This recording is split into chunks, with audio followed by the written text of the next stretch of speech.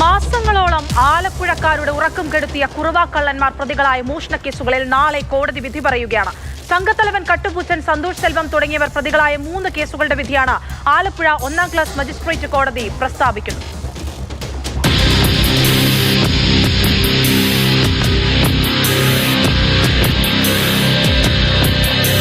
കഴിഞ്ഞ October, November മാസങ്ങളിലായിരുന്നു Kuruva സംഘം ആലപ്പുഴയിൽ വിലസിയത്.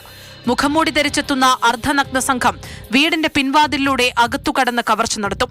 ചേർത്തല, മണ്ണഞ്ചേരി, കോമളപുരം, പുന്നപ്ര എന്നിവിടങ്ങളിലായിരുന്നു മോഷണം. സംഘത്തിലെ പ്രധാനി സന്തോഷ് സെൽവനെ നവംബർ പകുതിയോടെ എറണാകുളം കുണ്ടന്നൂർ പാലത്തിനടിയിൽ നിന്ന് മണ്ണഞ്ചേരി പോലീസ് പിടികൂടിയിരുന്നു.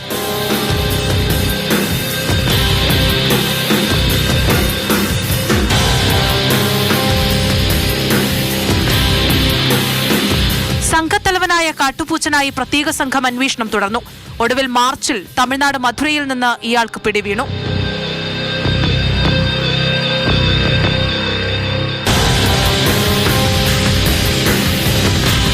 കുറുവാ സംഘം പ്രതികളായ 3 കേസിന്റെ വിചാരണ ആലപ്പുഴ 1ാം ക്ലാസ് മജിസ്ട്രേറ്റ് കോടതിയിൽ പൂർത്തിയായി.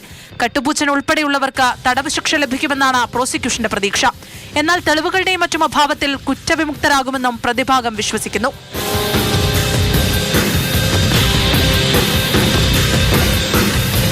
മാതൃഭൂമി ന്യൂസ്, ആലപ്പുഴ.